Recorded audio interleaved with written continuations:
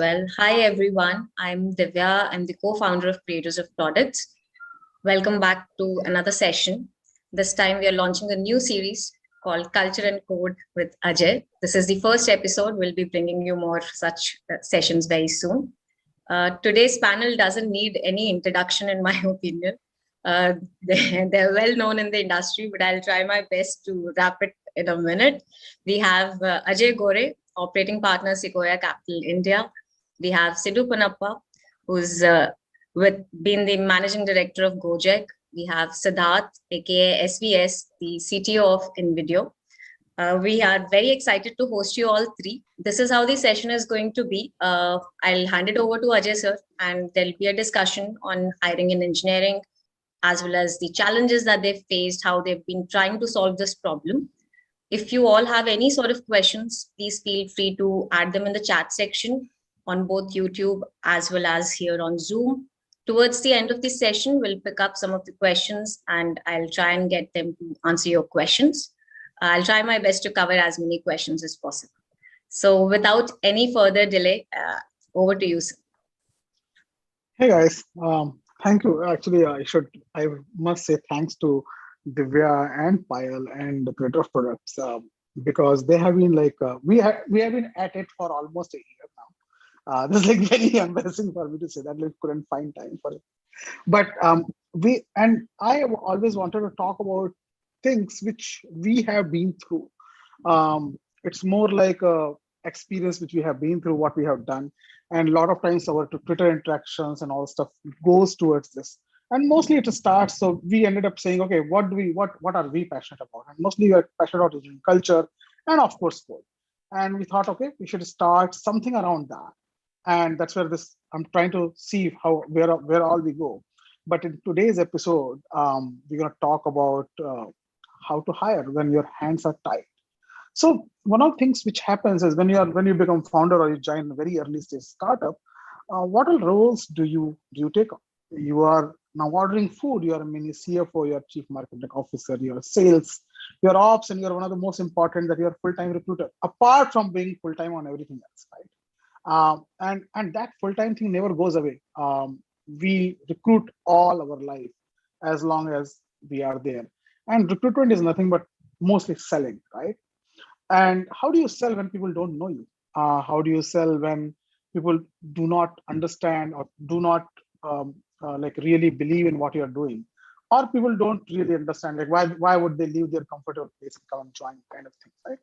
So hiring in many ways is a product-like problem, and you need to solve it that way. Me and Sidhu discuss a lot. So there is a context, little bit context. The reason me and Sidhu and Siddharth are going to discuss this because we have been talking about it for a while. And I have been with Sidhu for the last 15 years, and more recently, so for 5 years at Gojek, where we exactly solve this problem. And Sidhu always says that we should solve it like a product. So let's talk about that product and how do we go about hiring with our hands tied. That means we don't have a lot of money. We do have money, but we don't have a lot of money. So Sidhu over here talks more about building this up more around being passionate about recruitment and being passionate about like building the org, while Siddharth with me is mostly being passionate about building the teams as well. He has that experience very, very crazily. So if I look at solving this problem, this goes from sourcing and then selection and then closing. So I hope that between Sidhu and Siddharth, we close that sourcing and selection, and then selection and closing, and somewhere we come in between agreement where are we heading towards. So what do you think, Sidhu? How should we do it? What did we do?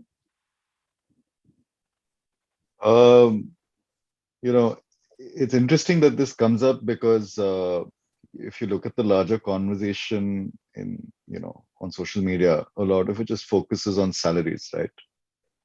And how high the salaries are today, and how someone is tweeting about how much they paid somebody or whatever. And I think what doesn't come up is what about the rest of us, right? I mean, what about those of us who can't pay those salaries? Not that we can't pay, but we're not paying those ridiculous numbers because we can't afford it. What do people like us do? And I think this is interesting because between us,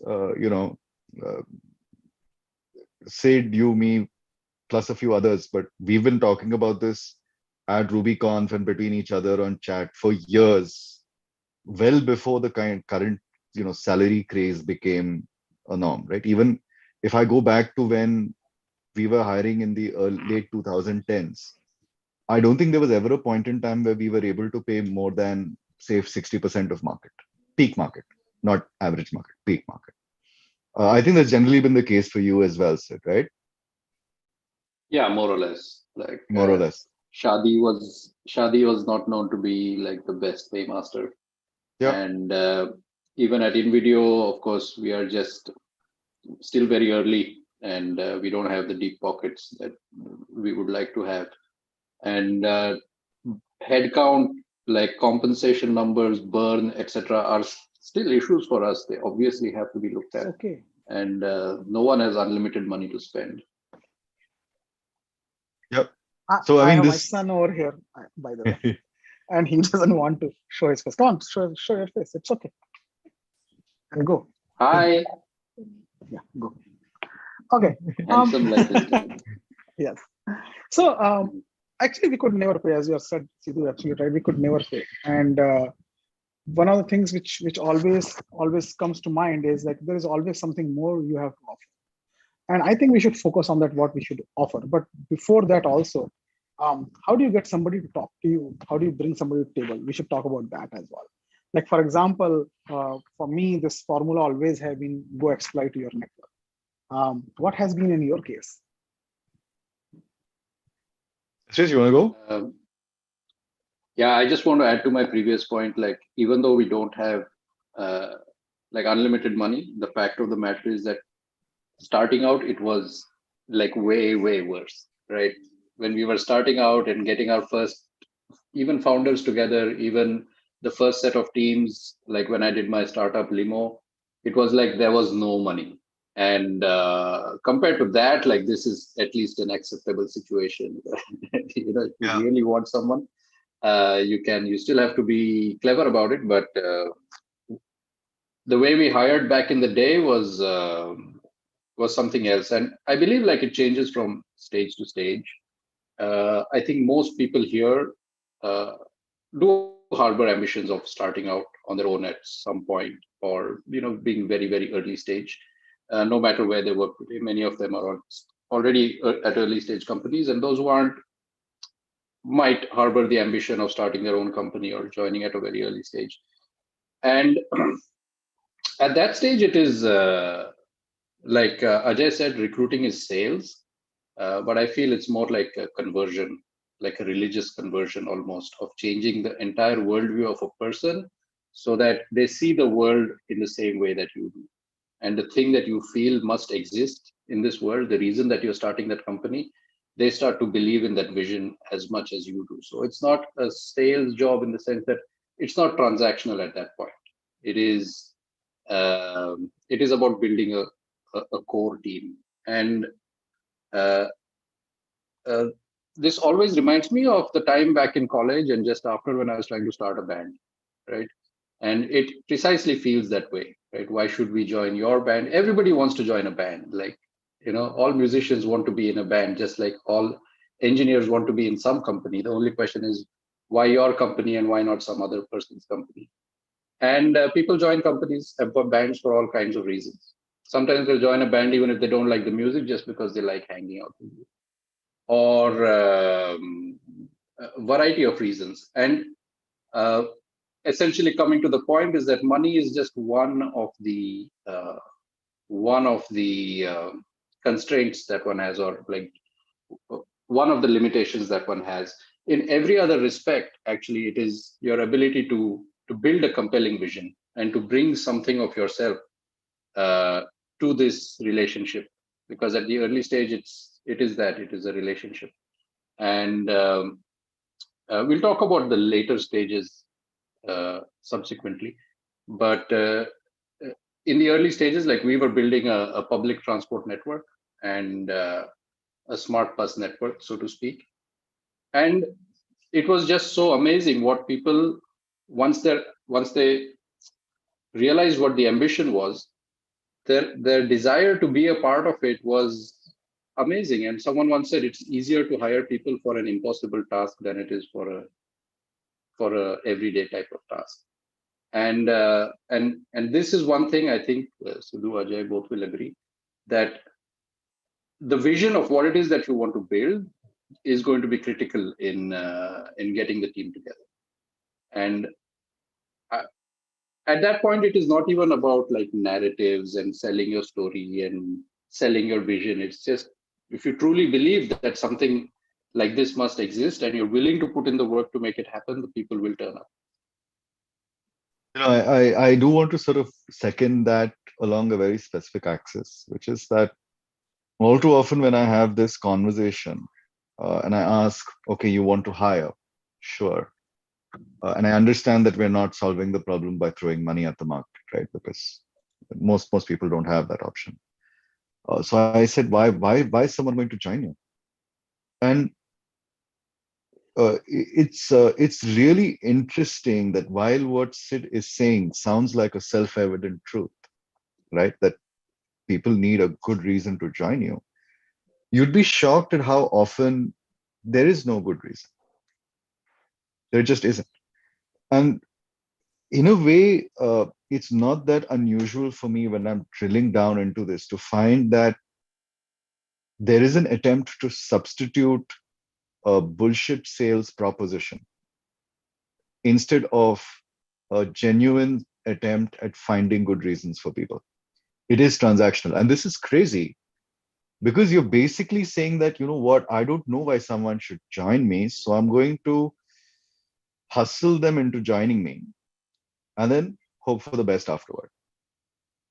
I mean, it sounds, and this is not really very conscious. It's just like, oh, it is easier for me to try to hustle someone into joining my startup than it is for me to think about and create good reasons for someone to join my startup, without any consideration for the fact that after that person gets hustled into joining a startup, they're going to get bored, pissed off, frustrated, because there are no good reasons for them to stay, and then they're going to leave. So yeah, I just wanted to second that and call out the consequences of a transactional approach, right? And of Actually, course, you know what? the most important. Sorry, No, go on. I'm saying actually it's never transactional in early days. It's never. Sure. It's mostly paying back more. It's mostly giving back more than actually being transactional. I can tell Yeah. you so many times actually I called Sid to come join Gojek, and he said no, I'm in Mumbai, and he's like, okay, fine, if that is a constraint, then I have to live with that constraint. We tried to make it happen, didn't happen, right? But the point is, what I'm trying to say, it's never transactional. It's more so that you want to take people along with you in the journey. The journey is awesome. It's more so that we're gonna go not fight a war. It's like very bad connotation. We're gonna go win the world. That's also not very good thing. But we're gonna go do something very beautiful. We're gonna go do something. We're gonna go across a very amazing journey, and I want you to be part of it. And once you have that thought process, then the sales just becomes a conversion, and the transitional part just goes away and becomes a journey, and we become journeyman. And then people start feeling, where are you going and why are you going there? And that becomes more important than what I'm getting out of it. So those kind of things make a lot of difference. And I think one of those things we did in early times, not only at Gojek, but before that C42 or Coding Mission or even many more things. And we always looked at it from that lens, saying, how do I tell you that this is one of the most amazing journey you're gonna be a part of? And also, one of the things which is we said, I have told, I think I remember at 3 instances, I told somebody saying, after going through all the rounds, I said, I don't think so this is the place for you. It is not the place what you are looking for. Because you don't like this, you are joining us because as a compromise. Because that happened in later stage a lot. When you become a little bit famous, you can get a little bit name for your company. So Gojek Engineering kind of became a good standard somewhere in India. And that point of time, or even Southeast Asia, and that point of time, people started coming to us, and I would actually said no to 2 people, saying you are saying yes because you want to be here, but you won't be happy. So you have to watch out for people. That's what I'm going to say. If the journey gonna be awesome for them, then make it happen. So make it so happy. And a fun and very important spin on this, and this ties back to I think Sid's point earlier also about impossible. I think it's not just the impossible, right? I remember that in the 2016 period, there were multiple conversations around joining Gojek at that time, which was, nobody knew what Gojek was in India, right?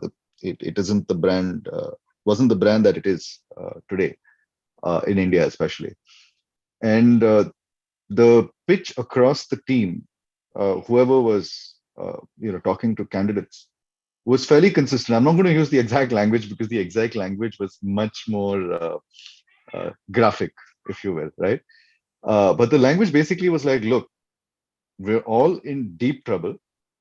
This business is growing so fast that everything is perpetually on fire. If you come in here, you're going to deal with some horribly painful problems. But all I can promise you is that those horribly painful problems exist for all the right reasons. But it is going to be horribly, horribly, horribly painful. And I'm Love using it. polite language, right? Right. I'm using polite, Sure. and it was the truth. I mean, this is another thing that we had as a consistent pattern, which is that when you're pitching to people, you're going to tell them the truth, right? And you could see that there were very clear groups of people, one of whom would hear this thing that, oh, there's a problem, and they would start to look concerned and worried and all that. And this is other group which is like, oh, really, really bad problems, and you could see their eyes light up, and you're like, are you sure? You really need to understand this is going to hurt a lot. And you could just see them getting more and more excited at the idea, right? And Actually, honestly, this was 2016 for us. The whole of 2016, 2017 is literally like, listen, it's 10% week on week. Everything's on fire. We're running around like headless chickens, just keeping everything afloat by sheer willpower and luck and whatnot. And it's gonna hurt. And then people's eyes would light up. I'll tell you why that was case, or Sidhu, for many things. I'll tell you that as well. So one of the most important thing when you're doing this, if you talk again from the top funnel, is sourcing, right? And I want us to talk about sourcing a little bit because we can talk to candidates once they come on table, right? Um, the thing was that a lot of people will come to us by reference. They will get us. Somebody will go tell them like whenever I tweeted on Twitter, so many people said, "Go join Ajay, go join Sidhu's team. You will have fun," because people have heard about us, right? And we had so many friends who actually helped us get so many more people. Um, you won't believe that first 60 to 80 hires were all our referrals, all our friends. We had friends who known us for like 10, 15 years. And we just called them and they just came and joined us. And it was like so much of trust on us, right? If they can, they will join us, right? And there are a lot of good crazy stories where people are going to consult with some amazing place in US and they stop back for us. People joined some MNC like the day for yesterday, and we called them and they came back and joined us. That kind of things. The sourcing, one of the most important thing which actually played for uh, our favor was that we were actually very active in community for a while before Gojek started, at least 5 to 10 years before that. And a lot of people knew us in community, first thing that. So we had a good circle. Second thing which worked for us, that a lot of people who actually could not join us, they sent us a referral saying, okay, I can't go there. Why don't you go there? It is a good place to be there.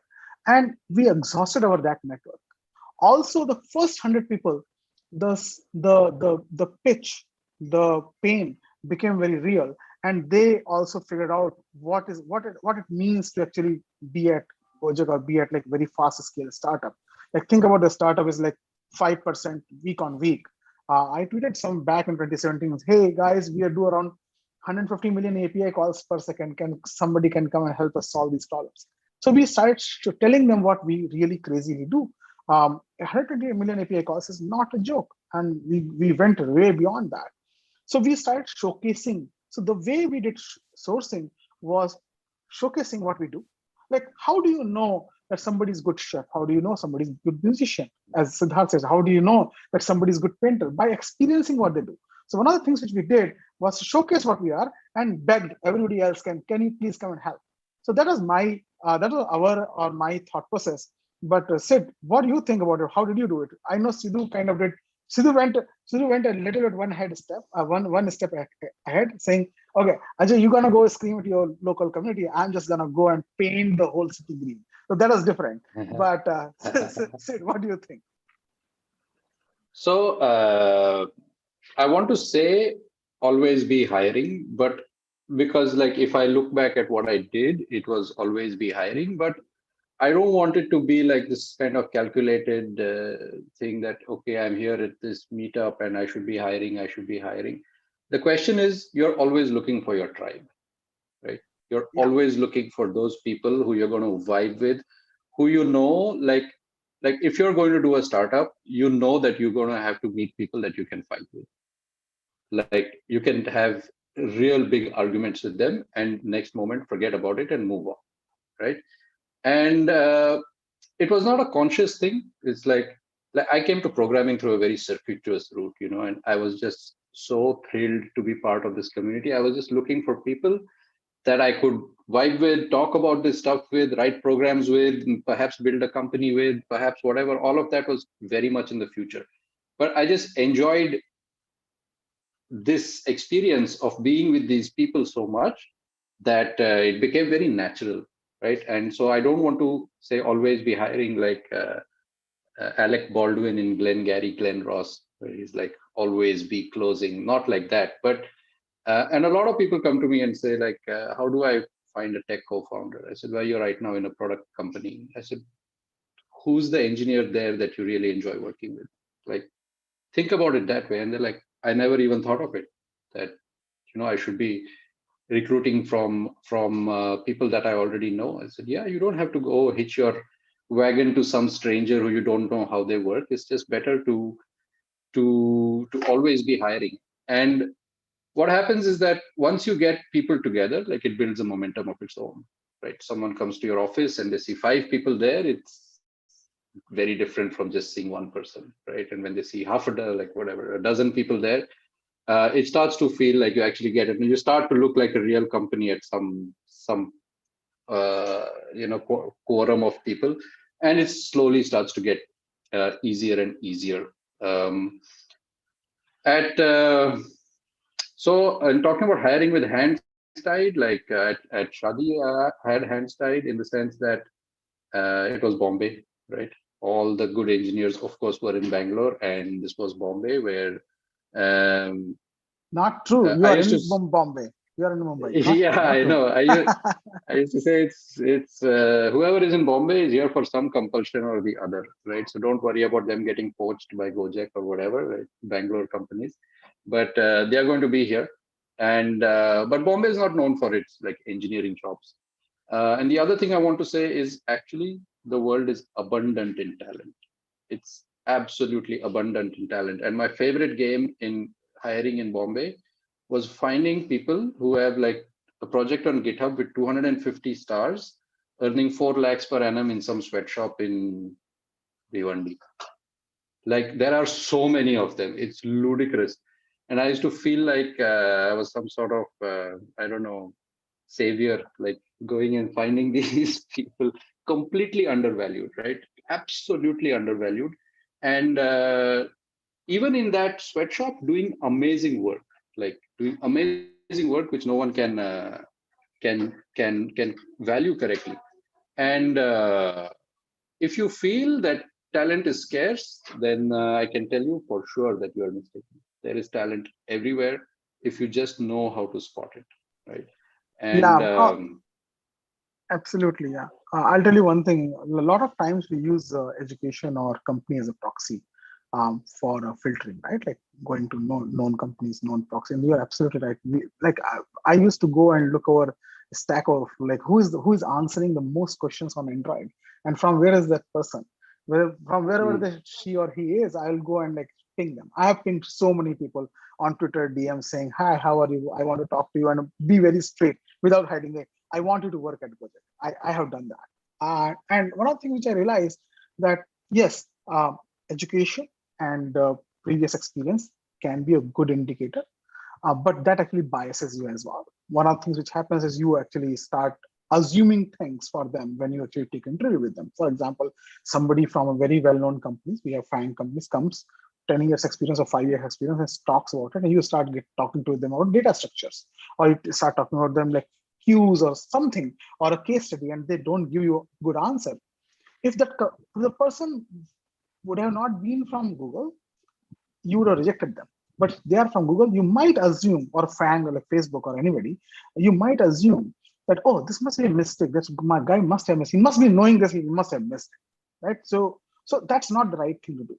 First, what you said is absolutely right. Go look at the people at places where nobody will look at them, and that's not LinkedIn.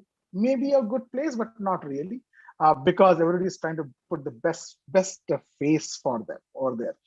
I'll put a very controversial. I'll make a very controversial statement. Nobody has quit any organization unceremoniously. What I mean by that, if somebody has quit organization, you will never hear a bad word about them. But we know that people are let go in many organizations for their performance. So point is, whatever happens, try not to get biased by these things, but try to go for that attitude. The hustlers, the people who are actually sitting somewhere down in Bhiwandi or somewhere else in Mysore or somewhere else in Indore or like maybe like Jalpaiguri somewhere, and they are doing amazing work, and they are just there because of various reasons, and try to find. We actually also tried to do remote job. We found one of the good security engineer who still is in Canada, and we actually contract hired him sitting in India. What to do? We didn't have somebody that good at some point of time. So yeah, so those are the things. But looking at Stack Overflow and many more places, even at Twitter or even at like conferences, even at meetups, is amazing way. Actually, meetups are very good way to get to know people and actually showcase them what you are doing. And at InVideo, we had this problem that it's a very specialized skill set that we're looking at. Graphics, audio, web graphics, web audio, stuff like that. There just isn't as much talent available in India as one would like. And we just asked the question, why India?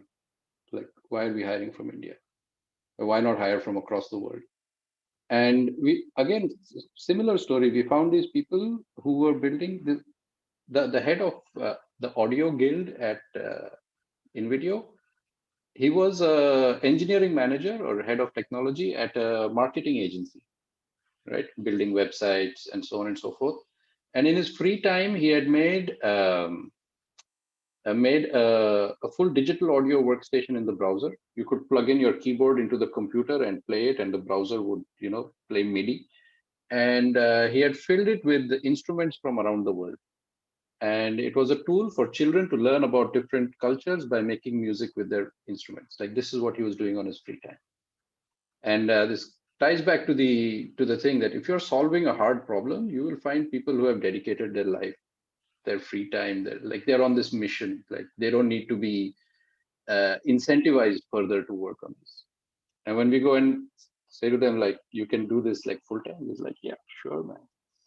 And so there's never a dearth of talent. In fact, it's actually easy now. You can just find these people on the internet, right? It's so much easier now. Yep. Okay, I want to move on a little bit. I want to talk about how to interview these people, or how to talk to them. Actually, I never interview. One of the things which I always tell people. Sorry. Before we move on, can I just take a minute because I wanted to bounce off what Sid just said. Please do. You were quiet. Next time, timeout is 5 seconds.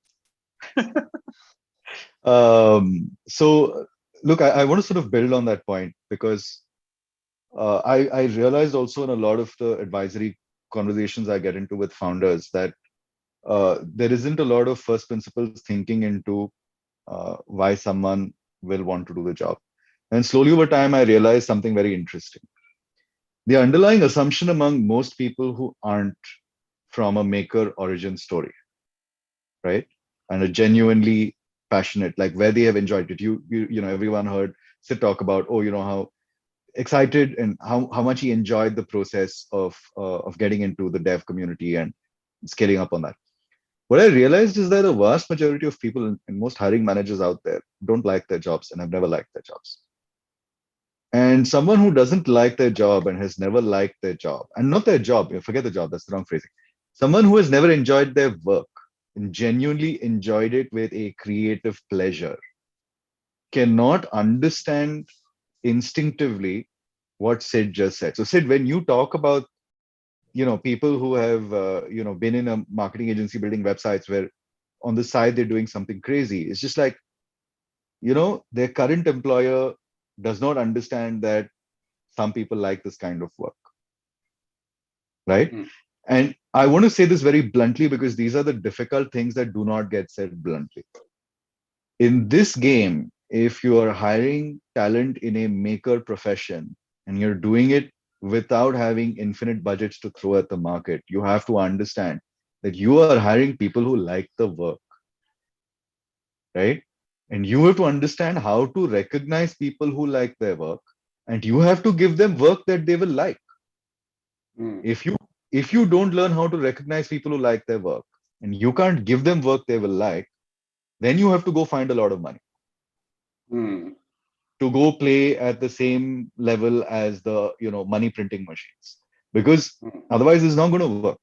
Like No, Sid is able to do what he's doing because he's bringing these people in and saying, you love doing this, I'm going to help you continue doing what you love. And it takes somebody who loves their work to be able to think about this instinctively. yeah, but the thing Hardcore, is, Siddhu. even, Great point. yeah, but even with money, it doesn't work. Even if you throw money is not the solution. One of the things which I'm trying to say, actually, I want to say that your hands are always tied. You never have freedom. Everyone, there's always a lot of people with money, right? It just There's turns out there's always, very few people with good work. yes, yeah, your Yeah. hands are always tied. And the thing is, if somebody joins you, if somebody joins you because they got a better offer, it's good that they did not join you. I Mm. always say that it's good that they did not join you, because down the line 2 months somebody will give them better offer than that. And we when we look at resumes, we look at a lot of people, 1 year, 1 year month, 1 year 2 months, 1 year 4 months, 1 year 6 months, 9 months, 10 months, 10 years, 10 jobs, which is maybe every job may not be excellent, but first three might be right. But I have seen people like Sidu or me or Siddharth or even Swanand or many more friends who have been 15 years, 20 years, 3 jobs or 4 jobs. And that's what you want. Uh, and that's the reason why this, we should have said, uh, money can never get you somebody. We should have said that this time. The talk is I- titled, this titled is wrong. again, this is something that is very sort of difficult for hiring managers who come from a background of nobody loves their job, who loves their work, right? At an intuitive level, not a conscious level, to understand that experienced makers who know what they enjoy understand that if they get into a bad work environment, it's traumatizing, right? Mm. And I mean this from the perspective of saying that if I'm a dev and I have to live in really really badly designed systems every single day writing code, or I'm a designer and the work I'm doing is ugly, I don't think people understand how fundamentally depressing it is at a deeply psychological level, which means that people who know this are always going to compromise compensation for mental health. It's Mm. just more sustainable. So the people who are going to chase money and take really bad work for just money, right, are also people who are either naive or don't care about the work. For them, living within really ugly, messed up systems which they have no control over and no authority to improve, when it does not affect their mental health, it means that fundamentally the quality of that system doesn't matter to them at any level. Like it's like living in a really dirty, messy, broken down house and being forced to live there and having no authority to clean it up, paint it, fix it, patch it up, right? And automatically that means that person is a subpar hire. Of course. Like the thing is, many times, like we have found, uh, uh, many times we have found that like people who come with amazing experience, but also are not aligned with your values, are also not very good hires as well. Same thing, because they won't they won't enjoy it. Also, there are different environments as well. Like what Sid said, that there are like crazy amount of people who are actually working through like deep graphics and deep audio and MIDI problems. They'll just love that, and giving them that environment is the most amazing thing. And other subpart people will not like it, and we should be able to figure that out. And that's where I was trying to go towards. Good that we did a little digression over here. That how do you assess and interview people? One of the things, so I can tell you the end result, what I try to keep the end result, and then the process is where Sidhu and SUS will come in. The end result is this: whether you interviewed a person or person interviewed you, you will never know. But what we will know if that person goes out and talks to somebody saying, "Go join that company. The company is awesome," irrespective of whether they get selected or not. That is one reason of that is one end result I'm looking at interview. So how do you think around it? Second, there are a lot of reasons to reject a person. There are very few reasons to hire somebody. I intentionally look for those reasons to hire somebody. The reason is that you may be able to say, oh, it's not the same domain knowledge, it's not the same experience. I can tell you, I did not know anything about all the 16 products of Gojek, what we built 5 years ago. Did not know an iota of it. Somebody took a bet on me and saw me doing something. Somebody took a bet on me as a friend. Somebody took a bet on me as a colleague. My point is, how positively you're going to take bet on somebody is what matters a lot. But what goes on in that process, I will leave it to Sidhu and Siddharth. Go ahead, guys. What are your tips and tricks for interviewing people? Yeah, for me, Go ahead, Sidhu. SVS, if you want to start, go ahead, because for me, this turns into a rant about recruiting operators. I've got an essay cooking on this. So it's going to turn into 5-8 minute end-to-end dump of what I'm writing right now. So please go first. Okay. So see, it's been a while since. So I have a confession here. Like I'm not very technically sound, so nowhere near where Ajay and Sidhu are. So it's a good thing I'm the CTO because someone already handles all the technical stuff. I said used to be once upon a time. I'm post-technical. Yeah, please don't pull this with me. You can say this to Ajay, but I'm totally Okay. post-technical. Okay, fair. I used to be, but like everything moved so fast and everyone moved to JavaScript, and I'm like, ugh, I didn't have any good questions or in-depth knowledge about JavaScript. So luckily, like my team would, stress test the candidate on the technical things. But essentially, I realized that I'm looking for basically the same thing that I've always been looking for. Is that do you identify as a developer, right? This is like the main thing for me. And one of the best interviews I've ever had was this guy comes in and Android dev, and I asked him, why did you become a developer? And his eyes light up. Like it was obvious that no one had ever asked him that question. And he tells me this story, which is he was from very modest background, and therefore they only had a modest computer at home, and he couldn't play the games that his friends were playing in college. And they didn't have internet either, so he would go to the college library or any library that he wanted that he could get access to and read up on chipsets. And then he found this chipset which you could overclock, and he brought it home, somehow convinced his dad to buy it, brought it home, put it in, overclocked it, and now that game ran on his PC. And he played it, and he went to college, and he was like one of the cool kids after that. And I could see that this was such a big part of his identity that he had tasted the power that being good at like this technical thing could give him, and he just wanted to keep getting better and better and better at it. He was in love with programming. And actually he asked me like, do you know this chipset? I'm like, no. And he actually did a double take because he was like, I'm about to join a company where the CTO doesn't know this chipset. So but luckily he forgave me for that ignorance of mine. And again, sometimes people ask me like, what do you expect from me, right? And I say I only expect two things from you if they are not senior. I say that you have a desire to be the best programmer that you can be, and that you're scrupulously honest, because without intellectual honesty, you won't get much better, and you won't be a good teammate either without being trustworthy. So these are the only two things that I look for in a person. Do they identify as a developer? can they prove to me that they love programming? Every question I ask is essentially this: can you prove to me that you love doing this? And the only evidence of love is sacrifice. And so generally I look for sacrifices that they have made No, to dude. go out of the crowd.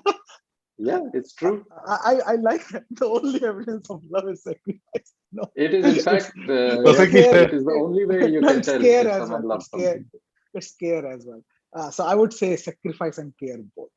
The Okay, fair. sacrifice on comfort and care for Yeah. craft. So if I meet a person from a great college and they don't have a GitHub profile, like that's a huge red flag for me. It's like you have not taken even the first step outside of the syllabus. It's obvious that you don't love programming. And after that, I go into like, can I find a reason to hire this person regardless? And I ask them all kinds of things like, was there any like issue at home that you couldn't do this? Was there like something else that you never know what people's circumstances are? But if you can't show to me that you love programming, then it's like unlikely that it's going to work, right? Because No. My whole team, for better or worse, is filled with people who love programming, and you probably wouldn't be a good fit there if you don't love it as Yeah. well. Yeah. Somebody asked this question. Engineering orgs like Google who have money, resources, and authority. E.g., for example, your heroes are on Google's payroll. Have the liberty of having 10 rounds of interview spread over excruciating 6 months, which allows them to clear competitive advantage at getting the top talent with the highest amount of filter. How can a software shop, which is not a Google, afford to do this? Don't do this. Don't compete with Google. There's no reason to. Very Also, it's a simple. misunderstanding of why Google does that. Yeah, exactly. And Google does that so that everyone can cover their ass, essentially. not only So that. Six people who interviewed this also, person. sorry, go ahead, Sid. Yeah, it's 6 people interviewed this person. All of us liked him, turned out to be a bad hire. Oh, it happens statistically. Okay, 1 in 3,000 is going to be a bad hire, etc., etc. Corporate stuff. Yeah, Why you want to do that? it's a problem of scale. It's a problem of It's a scale. it's It's not a feature. It's a bug. I mean, I know how frustrated people look. I'm going to sort of pull one thread from my upcoming 5-minute rant and say that running an interview process is an operations problem of the first order at any non-trivial scale. If you're looking at closing more than one position a month, and I have very rough ballparks, right? One position a month, 5 positions a month, 20 positions a month, your game changes. Moment you cross a target of 1 position per month, that means you're interviewing, assuming you have a same conversion rate for our market, which means for one offer, you're going to interview 30 people, 40 people, and process like 1,000 resumes, right? It means that you have an operations nightmare. The moment you have an interview process as convoluted as Google's, you're dealing with an operations research problem. It doesn't take 6 months because Google can afford it. It's taking them 6 months because it's operationally intractable to do it in less time. also, yeah, and also they can afford it. I can tell you one more thing, very simple. And there's nothing to be like things and time change with us as well. At one point of time, we were telling people that we need you. At some point of time, the tide turned around and said people said they need us at Gojek. When we raised funding, we became $1 billion, $5 billion, $10 billion company. People started knowing us and coming back to us. And that point of time, we can say, please wait, we're processing your resume. No ego, but there was a huge problem around that. We could not deal with that many inbounds. Like at some point of time, we estimated that we have processed around 100,000 resumes, 100,000 resumes in a quarter. How will you do it? We kind of put some stupid filters. We kind of put some genius filters as well. Like Sidu put this OSS filter. We said, if you have not contributed to OSS and if you don't have a GitHub profile, we are not going to look at you. Not because we don't love other people, which we loved in early stage, but because we had to deal with this operational nightmare. So they're dealing with operations nightmare. And actually, there is a huge advantage for you. There are tons and tons of people who are not going to Google because of this are available for you. Look at that. I always looked at these problems as opportunities. We always said, fine, we do not want to compete because what we can compete at, like, yes, other companies have better engineering problems. Other companies might have better research. They might have better AI ML problems. They have massive data. They have trillions of TBs of data. We even don't have one TV of data. What will you get excited about, right? So those kind of things. So we cannot compete with them. There is no reason to compete with them. And I just do not want to. But a lot of people who are getting filtered for the process problems. While they are good, but they can't express themselves. While they're good, they can't talk very well. While they're good, they are not fluent in English. That also has happened with me. We have hired people who did not, from university grads, we hire university grads who don't speak sometimes, who don't speak English, and it's okay. It's Kannada and it's Marathi and it's Hindi and it's Bahasa Indonesia, it's all fine. So that is one thing. And look, fundamentally, there's this very obvious differentiator, right? Which is that a big company cannot offer a small company experience. So, I mean, for me, it's very straightforward. Like people who want to join a big company, cool. Whatever the big company does, it can't offer a small company experience, which is, if you ask me, can be dramatically better, right? Just because you can move fast, you can see the consequences of your work. You're not sitting on 1 year OKR review cycles, aligning stakeholders across functionally with budgets while you're planning your headcount pipeline, and then your product got killed, right? That does not happen in a small company, and a big company cannot possibly offer that experience because they're a big company. And also the small company, what we are looking for is different kind of people. Sure. So we are looking at very different kind of people, and those people may be joining Google, but you have way more than available to you who love the work, and you have the work to offer them. People who love to work on small problems in an elegant way. People who love to work on a small teams in an elegant way. All over the startups at a very small scale, and it's very good to actually build those kind of amazing communities and amazing families of startup engineers. So it doesn't matter that much. So we are all, I'm going to step in here for a short while. We're almost 10 minutes away from the time. Do we want to take up more questions or we continue? And I'm waiting to hear Sidhu's 5-minute run that's coming up. So do we want to take up this question that's come up on YouTube? Yes, I think we should. And then we should do Sidhu's 5-minute stand. No, let's do the questions. If we run out of time, it's fine because I will have an essay out in a few weeks anyway. So you'll get the rant one way or the other. We'll stay and listen. We're more than happy to do that. So yeah, I think the question is around how do you convince a candidate when there are bigger companies which are giving a better offer, and how do you convince them to sort of see that this is a better offer, not the bigger company? I think you have covered it, but yeah. Please. I think, I was about to say that I think we've covered, like both of these questions have the same answer, right? Yes. You can't compete on a big company's terms with a big company. That makes no sense. If a candidate wants a big company, don't hire them. Right. I think there's one more question I think also, we can touch. Yeah, also please. Ask yourself, why are you there? What is it that you see? And get them to see that same thing. Yeah. Like, look, it's not like you're telling them to go work for someone else. You're asking them to come work where you are working. So ask yourself, why are you there? Yeah.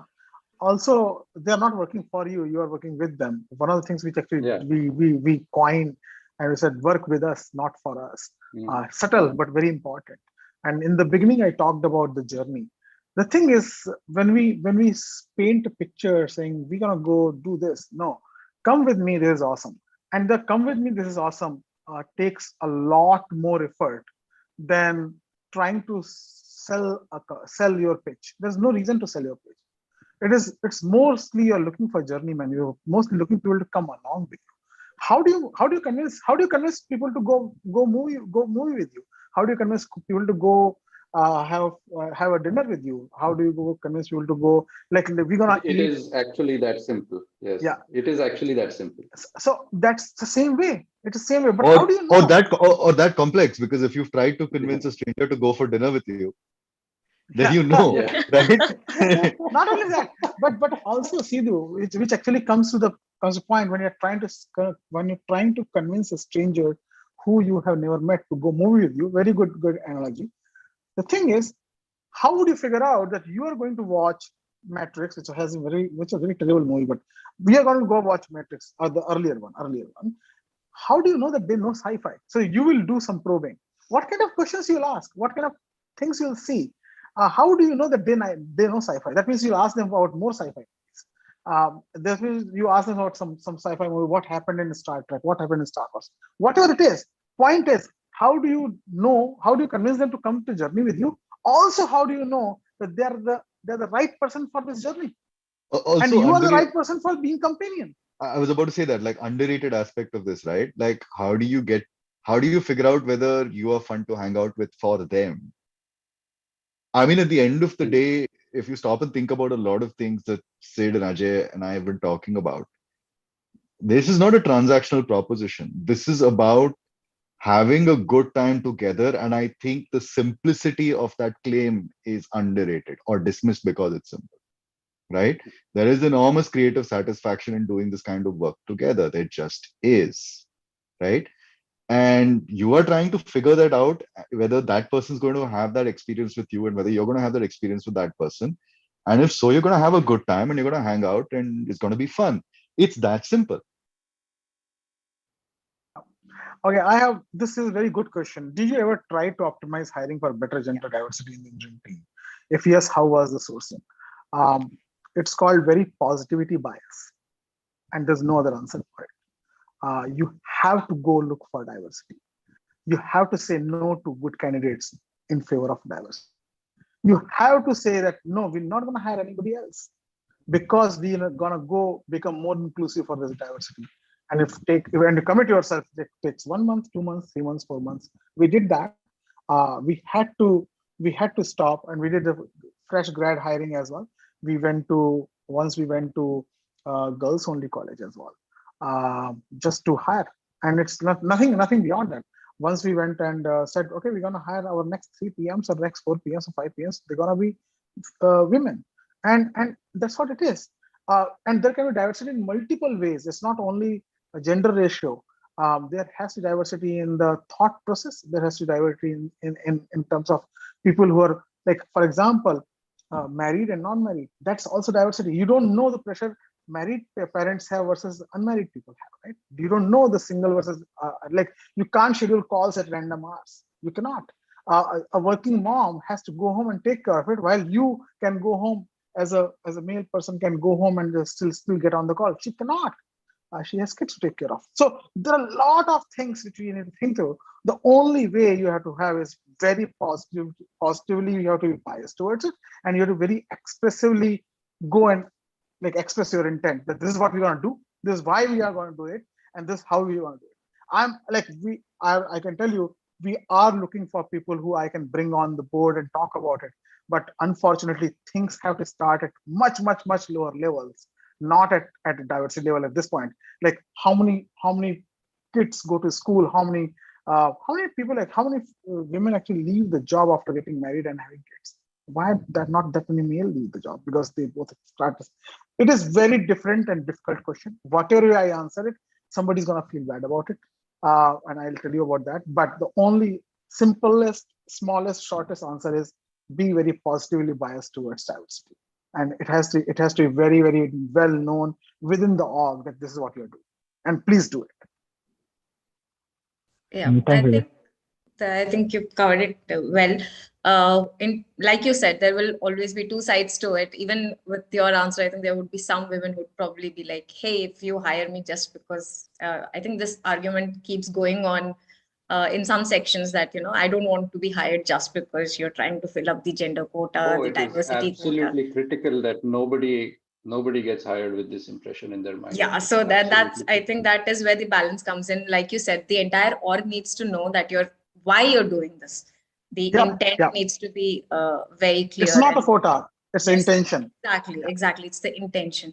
Like even today, I was hoping that more women would join, but if you look at our attendees, most of them are men. So whenever there's a topic around engineering, hiring in engineering, anything which touches the CTOs, founders, we always see that there is a sort of gap in terms of how many men join in and how many women join in, and I think everyone has to try in some way to bridge that gap.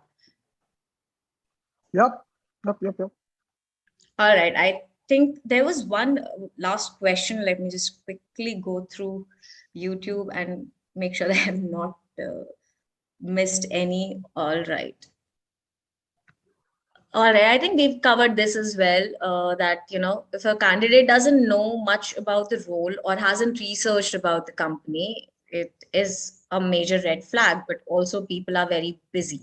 So, how do we approach this? Like, if they don't know about the company, No one is is it that no? busy. I mean, No one I mean, is that. just to be sort of pedantic, let me Fair. split our hair, Yes. right? And the pedantic hair split is there are companies out there which have put zero effort into expressing their intentions, desires, and attitude towards their work out on the internet, right? They have nobody talking about it, writing about it, tweeting about it, posting about it, right? Basically, material about their stance is hard to find.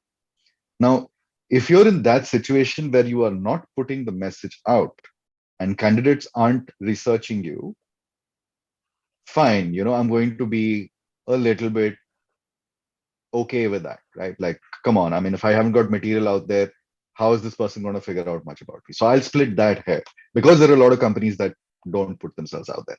But for companies that have made the effort, um, I do believe, and I think this ties back to points that we've discussed earlier, that if someone is joining, they're joining because the work's good. And if they haven't researched you, how do they know the work's good? And if they've applied to you without researching you and figuring out that the work's good, then they don't care whether the work is good or not. And if they don't care whether the work is good or not, you probably shouldn't be hiring them. So, Yeah. And also, it's somewhere it also our responsibility to teach the candidate as well. When they're coming in, we should tell them what we do. We should tell them what to expect. We should detail them, but don't write a one-page long email. Nobody reads one-page long email. One of the things which we realize that people have very, very small focus. So we used to send this introductory email saying, hey, how are you? You're coming on this day. Here is a little bit of a small 5 minutes blog. You can read this, what to expect at Gojek. This is another 5 minutes blog which talks about what we do. Actually, I wrote those two blogs in early 2016 or 2017. It says Gojek Engineering 101 and how to shine at Gojek. It is very generic blog. It can be for any company, but basically it talks about your constitution. I always call it a software which runs your engineering organization. How you define that software, right? So you have to think, I like this, I don't like this, I want you to do this, something like that, and you write it. Like for example, I made it very clear that pair programming and TDD works. Put it out, and we expected everybody, how much of a senior who is there, to come and go through our code test. I got a lot of flack internally from senior recruiters as well. Recruiters will go and complain to our CEO saying, your CTO is asking me to take this senior 15 years experience or 20 year experience candidate to go and write code. Don't they trust that he knows? And I always respond saying, no, I do trust them that they know technology. I want to understand their thought process. I want to understand how they think. I want to understand how they model the problem. I want to understand how they solve the problem. It is more about me knowing them than they're trying to prove that they know this. First thing is that. And second thing is figuring out what all things we can do, as we see this at branding, showcasing. See, we are if somebody needs to know that I'm a good dancer, I need to dance a lot and put a YouTube video out of it. I'm a good painter, somebody has to, I have to cook a lot, I have to paint a lot and put a painting somewhere. So if we are a good company, we have to do something about it. And that is our responsibility. Like write one blog that what do you do, but write it as if you want to take them to that journey. Write it as if you are trying to tell them, this is my journey, it's awesome. Come sit in this car, we go to amazing place, something like that. And that is what, again, it ties back to that if they don't do research, there is something wrong with us. But if we have done everything and still they don't do research, then you do not want to have a person. All right. I think that answers all the questions that have come in. There was one in the comments. I think Sidu has already responded to that. All right. Okay. Losing a candidate. All right. Sidhu's already answered that, so I won't go over it again. Sidhu, a lot of folks in the chats did say that they want to hear what you had to say. I know Sure. you're saying that you're writing an essay as well. So if Ajay sir and Siddharth, they don't mind, and other folks don't mind Go ahead. hanging in, we'd love to hear. I'll keep it brief because I'm alpha testing the the post anyway, right? So, All you right. know, folks Go who are for it. listening to this, tell me if this makes sense, because this is still very raw for me when I'm the written Go for version. it. Okay. Um, so I'm talking about this from the perspective of someone who ran recruiting, not from the perspective of a hiring manager, right? Um, and I think this is a point of view that's simply not discussed in the industry. Like there is no one out there talking about what it takes to run a recruiting organization for tech, right? Everyone is talking as a hiring manager in tech, where someone else is the recruiter, right? And I want to have a little bit of structure and thought process around this because it is actually a major bottleneck if it's not addressed.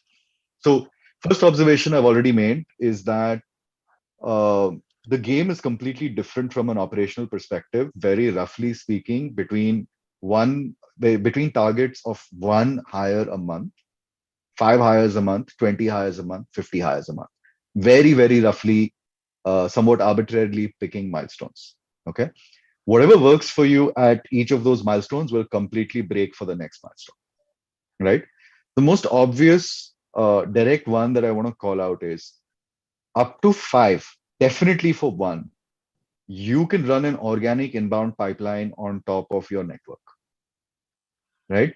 You don't even really need a pipeline. What you're doing is you're engineering serendipity, right? You're just trying to play the numbers in such a way that enough good people find out about you and enough apply that you can get that one hire a month. You talk about 12 a year, right? As numbers scale beyond that, doesn't work. The moment you hit 5 plus, you're talking about a pipeline. Pipeline has to be consistent, it has to be repeatable, right? If that's not there, you are never ever going to be able to close 20 offers a month, right? And I'm saying this as someone who just died trying to get to 20, right? Between 5 and 20, somewhere I died, right? Ajay knows this. I had literally it also had something to do with the fact that I had 3 other portfolios at the same time. But somewhere between that journey, I burned out, crashed, burned, and I'm like, dude, I can't do this anymore. Shut up. You are doing this now, right? That's And yeah. because I was just returning the favor because 18 months before that, suddenly out of the blue, Ajay was like, bro, you do recruiting. I'm like, okay. 18 months later, I was like, bro, you do recruit. See you. Right. But the thing is, it was such a traumatizing experience attempting to operationally scale it. Right. And operate. So now, riffing off that, let's talk about this operationally a little bit. Okay. First, when you look at recruiting, there are a couple of ways in which you have to slice this, right? The first is how do you slice the stages? Everyone knows what's in your ATS, right? In your Lever, Jira, Excel sheet, whatever. There's a project management phase, right? Which is the candidate lifecycle. But what frequently gets ignored is that candidate lifecycle and most of the tooling for it are only meaningful once the candidate is committed to the interview process. There is this enormously important top of the funnel stage, which in most ATSs is literally one big messy pie, which is the entire initial engagement before the candidate has committed to your interview process, right? That, if you will, is the initial marketing and sales cycle. Now, the problem is this part does not have a clearly delineated project manageable stage by stage flow. Yes, there are stages, but the timelines to those stages are completely variable. Like a recruiter may talk to a candidate, generate a lead, person may come back 6 months later, 10 months later, 12 months later, no control over that. It's not like once the candidate is committed to the process when things have to run by a clock, right? This part of the system in most companies that I talked to, and when I was doing this, was terribly modeled. You need a CRM type of approach there, right? When you're going to like 20 offers, 20 hires a month target, you need a proper sales type process there. So first, second, ATS is not oriented towards operations. So what ends up happening is as you scale the process, you burn your teams out. So we wound up in a situation where 80% of engineering capacity was gone in interviews in a given week, right? And nobody was writing code anymore. And that just happens. Second, you can burn out your panelists through overworking them, right?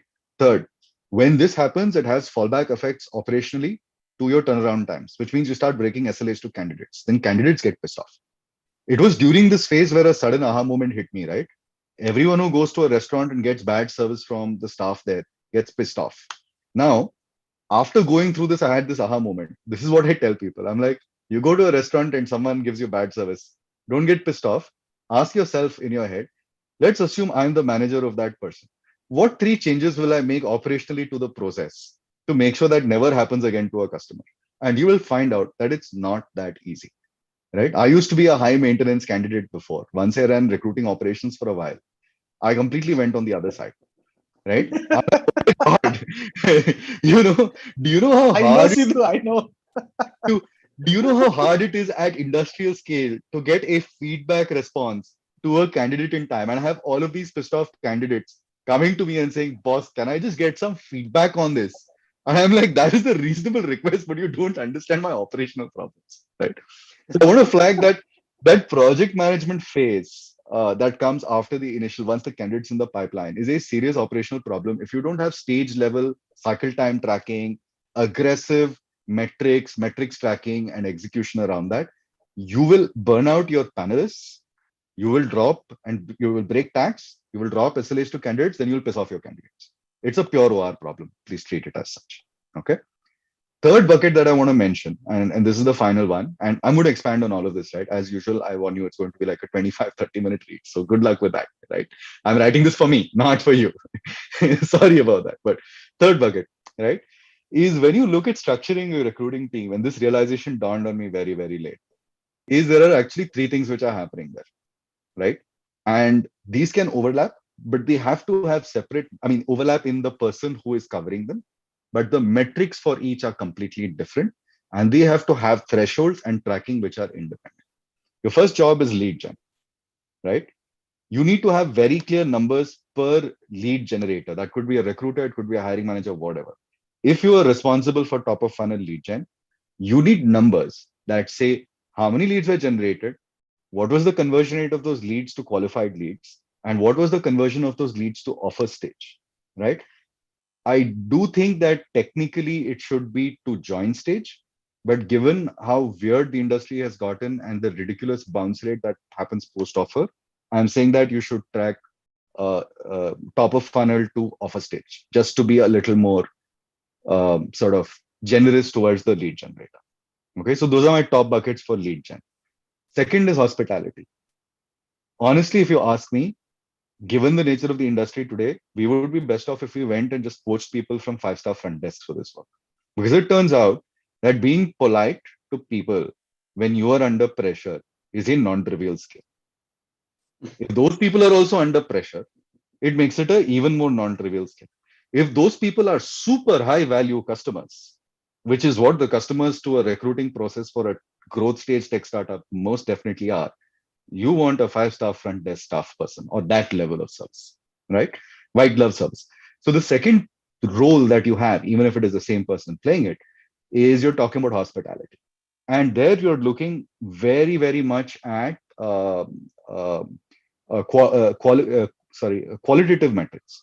You're looking at NPS feedback. And I must flag to you that asking candidates to give you these metrics is itself a non-trivial exercise. What are you going to do? Send them a survey after every interaction, right? That's going to make it even harder. So instrumenting the hospitality piece is non-trivial, but it's very important to pay attention to it. At a minimum, what I advise is if you are in charge of this, you should be randomly shadowing different hospitality calls just to keep a pulse check, right? Second, you should be looking at your team and seeing whose hospitality strategies are working better. And you should be documenting them, pulling them upstream, and sharing them with the other people on the hospitality piece, right? Third piece. Third piece is project management or operations, if you will. Scheduling, emails, coordination, candidate not available, panelist not available, reschedule, get everyone back, make sure no one's pissed off, get hospitality in, calm everyone down. Hospitality also has to talk inside, okay? It's not like your devs and PMs and designers don't get pissed off and things get cancelled and rescheduled. So the operations person has to be super on point. They have to have the ability to project manage to a T. They should know how to log, because if these people are not logging metrics, you have no analytics. So you need them to be logging. Hey, call this person, schedule this reschedule. All the events have to be logged. Third, they need to be comfortable crunching those numbers and generating reports and optimizing on the projects, right? So this is the last bucket that I want to talk about. Like, how do you look at organizing your recruiting team? What are the buckets? And very roughly speaking, what are the metrics for each of those areas? It's totally okay for one person to be doing all three, but they are wearing three hats. Please have three different sets of metrics. So yeah, that's it. How long did I take? 7 minutes, 8 minutes. Okay, not bad. Well, that No, I not bad at all, Sidu. I'll tell you what happened after he handed over the pipeline to me. yes. then I almost died. Same thing. But it was not that bad. We learned our lessons. One of the things which we realized that look, there is very good technique in Agile. It's called value stream mapping. And if you start looking at every problem and start looking at friction, you will not be able to remove all the operational friction, but you will get it somewhere. Also, there are two ways you delegate. One way you delegate cognitively, and second way you delegate authoritatively. If you are delegating people coming asking you the approval, then you have not delegated well enough. So one of the things which we did is that we kind of made the problem of hiring manager, not ours. And we put some exceptions, put some caveats, put some guardrails, so that system does not go out of whack. But that's how you do it. You have to distribute these things across. I have one question over here. How can we tackle the problem where good talent does not want to join a very early startup? How do you source candidate that would be interested in joining very early? I think we answered this question in multiple ways. Yeah. Multiple ways. Yeah. Yeah, we have Yeah. answered this question in multiple ways. The only answer is that you have to go find your tribe. Like there's another way of the way Siddharth way is that you have to go find your tribe, go find your brand, and you have to go recruit your band members. So you will know if you're a good drummer, other drummers will join you if they see you playing drummer and they'll jam with you. Whatever way we say it, the point is, this is what it is. It's a somewhere you need to say, how can I find one of us? That's other way of saying it. How can we find one of us? And the only way you to find one of us is to figure out what would it take to be one. So Who you are. Yeah. Who you are. Yeah. Yeah. Cool. And, I think we are on time. Yes. Yep. Go ahead, Siddharth. Yeah. I just want to say one thing is that the easiest hire is the one you didn't have to make. Right? Yes. And A lot of demand for hiring comes from I don't know, unreasonable aspirations, perhaps something, right? Or very cynically, the market tendency to say, I want half ton more engineers. Yes. वजन से लेके आओ. I did not want to touch it. Yeah. So sometimes, okay, I must say that. Okay. I did not want to talk about it, but here it is. The reality is sometimes we are optimizing quantity over quality. There are a lot of good examples where very few good people have done very amazing big tasks. And I can tell you in my experience what I see, what I think Sidu will agree. I see a lot of, and this is a very generic statement I'm making. Please don't come after me. But I see a lot of startups are overstaffed. Many cases. Any startup which has more than 500 or 1,000 engineers, I think they're heavily overstaffed. Any startup which has more than 300, slightly overstaffed. Because the more layers you add, the more gaps gets created, the more people sit waiting for things to be done. You have to remember that the more engineers you hire, then you also have to have people to have ideas to give the engineers to implement, right? And there will be more engineers who are waiting to do some work. Please understand. There are a lot of people just wait. And if you don't put the process, the designer waits, the PM waits, the engineer waits.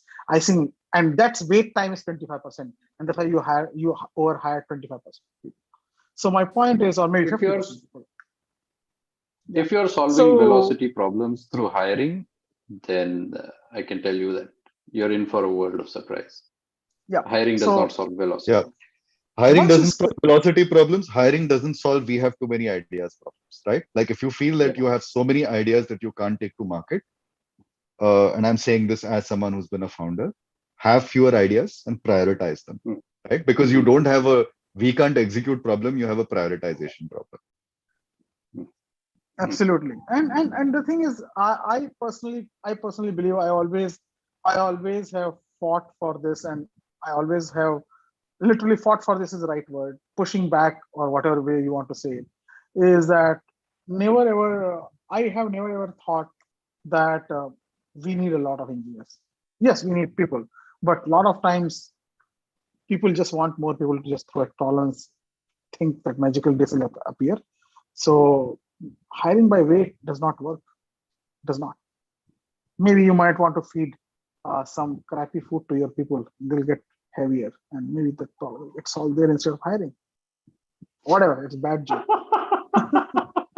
So finally got it. since you said one bad joke, I'll say one more, right? Like the humorous name we have for this problem is Aladdin and the Genie, right? Which is a management strategy that works in certain situations. But in this particular situation, it backfires, right? Aladdin and the Genie is, hey, I've got a lamp, I'm going to rub it, and now I'm going to make a wish. Now the Genie has to fulfill the wish, right? That approach here.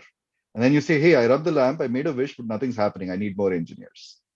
That that is a recipe for disaster. The word engineer has the word genie in it.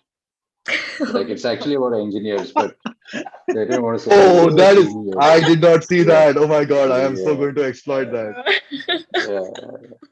Yeah. Awesome. All Thanks a right. lot. That Thanks a lot, was, both of you. yes, I think that was Okay. great. Thanks, everyone.